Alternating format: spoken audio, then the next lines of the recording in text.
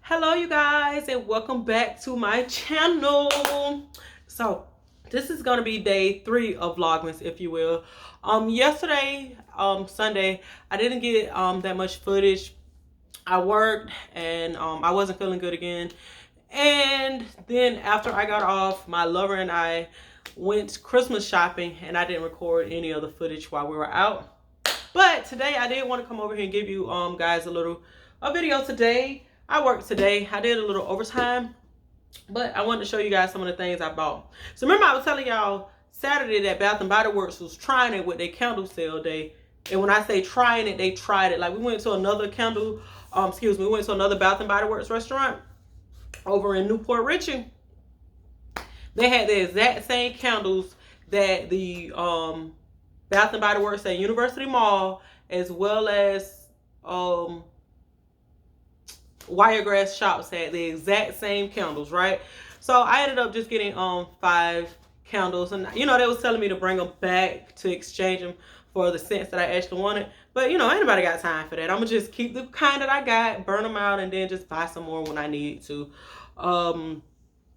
But yeah, like Candle Day was not all that this year. I don't know if Bath and Body Works did it intentionally, but like every single store, I went to 3 different stores. Matter of fact, 4, because the store I went to yesterday, all of them had the exact same 5 cents. The only difference was the Newport Richie one had 1 cent different from every other store, but all of them had the exact same cents. It was kind of frustrating. So I don't know if like they were ill prepared for Candle Day this year, or if I don't know. I know it's a pandemic, so I'm trying to be conscious of that it was a pandemic and they probably wasn't expecting a huge turnout anyway. Either way, like my favorite scents wasn't available. My favorite one is 1,000 Wishes, Mahogany Teakwood, Party Dress, Champagne Toast, and is it Cedar Cellar? Wine Cellar. It's a purple one. And my other one is, I don't know how to pronounce the word, but it's spelled ISANTBUL. That's my other favorite candle from them, as well as Renew and Refresh number 23. But they didn't have any of those out. They didn't have any other scents that are based on perfumes, which is one of the reasons why I love to go to Bath and Body Works for Candle Day instead of Yankee Candle, because I like to go there because they have scents that smells like the perfumes I wear. But they didn't have too much of anything. And it's the same with the wallflowers this year. And again, I know it's a pandemic, so maybe they're not producing as much as they used to. But the wallflowers left a lot to be to be wanted, right? The wildflower scents that they had, and those were the same at all different stores as well. So like I said, I did buy 5 candles, and 2 were the same candle, right? So I have pineapple mango. Ooh, this one smells really good. It is fresh pineapple juice, mango, vine ripened raspberry with essential oils, and it smells so good. This smells really good. I think I'm actually going to burn this one tonight because I cooked salmon and I need to kill that salmon smell out of my home. So I think I'm going to actually burn this one tonight. I bought 2 of these. I gave 1 to my neighbor upstairs, right? And the other one is Aloha Kiwi Passion Fruit. And fragrant notes are tropical passion fruit, radiant kiwi, juicy pineapple with essential oils. And this one smells so good, y'all. Like, it smells really good. Maybe I ought to burn this one to kill that salmon smell in here. I don't know. But it smells really good. And I bought 2. I gave 1 to my lover, of course. And the third that I have, because I only have 3 left, is called Vampire Blood, right? And it's a Halloween scent, of course. That's why it's called Vampire Blood. And you can see the little Halloween decoration on it. And when I tell you, this smells so good. Oh, it smells so good. This is the only one out of all 4 different stores that I went to. The one in Newport Richie, this was the only one store that had a different scent other than those two I just mentioned, right? And Vampire Blood fragrance notes is Blood Red Strawberry, Midnight Blooming Jasmine, Dark Transylvanian, Plum with essential oils. When I tell you, this smells really, really good. The other two scents they had, but I'm not a fan of them, are Peach Bellissima and what's that scent called? It's some kind of fall scent they had at all the stores as well. But I don't really like those Halloween scents like that. That's why I was really surprised that this Vampire Blood smells as good as it does. But I don't really like pumpkin spice and apple pie and autumn fall. I don't really like those scents anymore. I used to like those scents when I was, you know, like a teenager. But it's like after I hit 22, I stopped liking those vanilla-ish scents that much, right? Also, I did pick up a few car fragrances. I have Sweet Pea. Oh, Sweet Pea is everything. When I was growing up, my mom used to buy me Sweet Pea this, Sweet Pea that. She always bought me Sweet Pea and Cucumber Melon. And also I got gingham. I love gingham, y'all. I have the plugins, the gingham plugins in my bedroom and then as well as in my bathroom. I love gingham, and I love that body cream for gingham too. And the others already plugged in around the house. Champagne toast. I love champagne toast. And cactus blossom. I love cactus blossom. I don't know if it has the fragrance notes of cactus blossom on here. Oh, it does. Cactus flower petals, sun-kissed coconut, and fresh sparkling lemon. Yummy. But yeah, I love cactus blossom. I love their candles too. I like to burn cactus blossom all day long on Christmas Eve and Christmas Day. And champagne toast fragrance notes are bubbly champagne, sparkling berries with a juicy tangerine. Yummy. And also, show you guys some of the slides that my lover got me. He actually got them for me while he was in Alabama during Thanksgiving break. And he brought me a couple of pairs. And oh, look at this. These are red and white. They look kind of pinkish to me, and I'm sure they're probably showing up on the camera as a little more pink. But they're red and white. Let me see. Does it say what color they are? Yeah, they says track red, noble red, and white. So yeah, really, really cute. I like these. You know what? I wanted to give me a red, black, and white pair. This is my school colors in high school. And I haven't actually got a chance to wear any of them yet, you know? Ooh, I don't know what you would call this pair. It says Particle Rose Metallic Silver. Ooh, y'all, look at this. I gotta take the tag off. Look at these. These are so cute. I like these little slippers. I love these type of slides. Like, I don't really like wearing tennis shoes that much. Like, I think I have like 3 pairs of tennis shoes that I wear, and I've had those shoes for maybe 2 or 3 years. And yeah, that's it. Other than that, I like to wear Toms or sandals. I don't really like to have my feet constricted, or just, you know, socks since I work from home now. This pair. Ooh, this is cute. These are red and black. He did get me a pair like that's my school colors. Oh, snap. Let me see what color this red is. Does it have a sticker on it? Let's see. It says black, flash, and crimson. I'm trying to pronounce it. These are so cute. I love this pair. These are like my school colors. Put on me some white socks. Boom. Hamilton County. Even though I don't rep that school for real, but I still like to get stuff my school colors.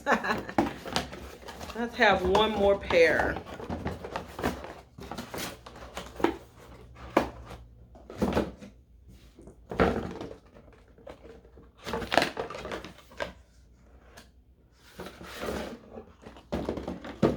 Ooh, fancy. What color are these? These are whites with a white blue gaze. Oh, snap. Check these out, y'all. Oof, these shoes are too cute. These are too cute. This is probably my favorite pair.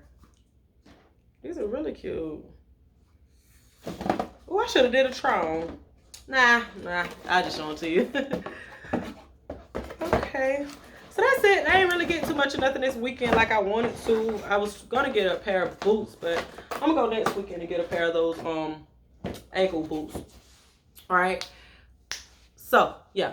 Also, have you guys gotten a chance to check out the show on OWN called Behind Every Man?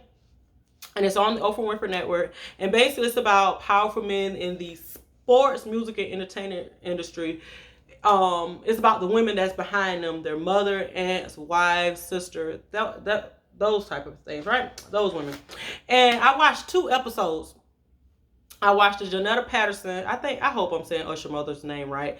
And the Gia Casey episode, right? And Gia Casey is the wife of DJ Envy. And both of those episodes left me with just so much respect for both of the women that was featured in it. First, we have Usher's mother, Jonetta Patton. And she was Usher's, of course, his manager as well as his mother. And I don't even want to say sacrifice, but she did so much. She worked so hard for her son's career to take off. And she talked about, like one of her husbands didn't like how much work she was putting in to help her son's career. She talked about Usher's father. His father was an alcoholic, and I believe later he became a drug addict. He began abusing drugs. And they were married. She was married like 3 times. She was married to Usher's father along with her second son's father. I think his name was James. But how, Usher just had this talent about him that radiated, and she saw that, like being a parent, she could see that, and not just as his parent, but she could see it. And she did so much for him. Like, she put him in voice lessons, and she was let me back up. So she discovered he could sing because she was a choir director over in Chattanooga, I believe. And she was apprehensive about Usher getting inside of the group. Joining the church choir because he had behavior problems. Usher seemed like he was a little firecracker. I believe he's a Scorpio. He seemed like he was a little firecracker as a child or whatever. But she put him in a group and saw that he could really sing. And so she brought him to Atlanta so he can get a record deal because that's the hub of black music. And while in Atlanta, that's when L.A. Reid, Arista Records, I believe, caught sight of Usher, and they wanted to take him out, to sign him to a record label. But right when they was about to, right after he was signed, or when that little period of them saying, okay, we're going to sign him, and then him getting signed, his voice cracked, and they was unsure if they wanted to keep him because when they met him, he sung like a little boy. So they was unsure if they wanted to keep him. So what his mother did was she put him in voice lessons. Excuse me. She put him in voice lessons for like 6 months to a year so that he could go back and get a record. So when they went back again, they had him do another another like showcase with all the executives about signing him.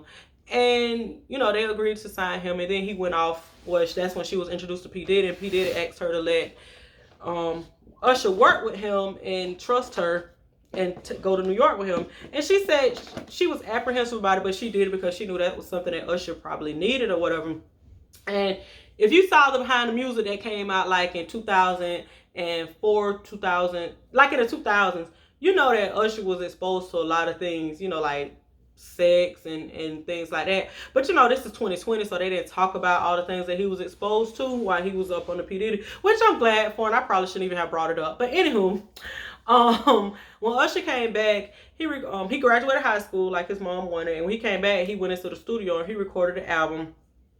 And I believe that first song, one of his first singles, was on the Poetic Justice soundtrack, but the album was it wasn't really Usher, it was too grown and sexy. It was more R. Kelly-ish, right, in terms of how the album sounded. So, and it didn't do so good. So they decided, his mother decided to let Usher do it his way and let her, that's when she really took over as his manager. And they came out my way and they went up from there or whatever. And she talked about like, how hands-on she was in her career, and that affected, I think it was her third marriage. It might have been her second and her third, but I believe it was her third marriage was affected the most by her being Usher's manager or whatever. And she stated that all the years of managing Usher, people always tried to take him from her and say, we could take you to the next level, to the next level. And in particular, when he did the Confessions album in 2004, like, he was the biggest superstar for like 2-3 years straight. And other people were like, no, we could take your career to the next level, up to the next level. Like, he was at that level that people kept trying to take him to. And she talked about how Benny Medina came along to help manage Usher, and you know, that changed the dynamics of her and Usher's relationship, because not long after that, he ended up meeting Tamika and getting married, and his mother was upset. She told him not to marry Usher, much like her mother told her not to marry Usher's father, right? And you know, we already know what happened with that.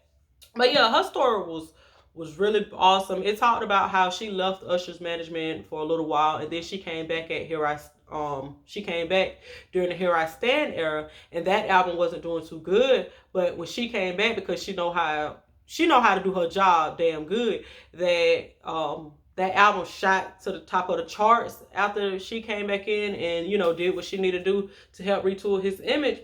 But yeah, Miss Jonetta Patterson, I have a lot of respect for her. She actually reminded me of my mother when I was doing modeling. It would be me and my mom every other weekend going to Jacksonville, you know, for me to do modeling or whatever, right? And it was a sacrifice because my mom was working as a waitress at that time, and you know, in the restaurant business, Saturdays and Sundays are your biggest days, are your busiest days. Especially Saturday, you know, people that went out on Friday are out, or, you know, family days on Saturday. And she used to take me over there, and I just think about looking at Jonetta Patterson.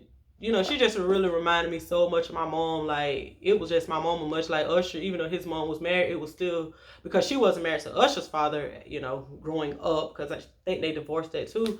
It was just her and Usher making things happen for the longest. And I admire that lady a lot, right? And also watching that documentary, when she was saying about people always try to filch Usher from her to try to make it seem like what she wasn't doing was good enough for Usher. Like, Usher to this day can still sell out arenas and stadiums. Like, that lady did something right, you know what I mean? And a lot of it is Usher's God-given talent, but we have to think a lot of it is that lady knowing the right contracts to sign, you know, knowing which song should be the single. Everything. That lady was a force to be reckoned with. She and Ashanti's mom, like, keep both of those momagers, keep those their children working. But I think at the end she ended up opening up like this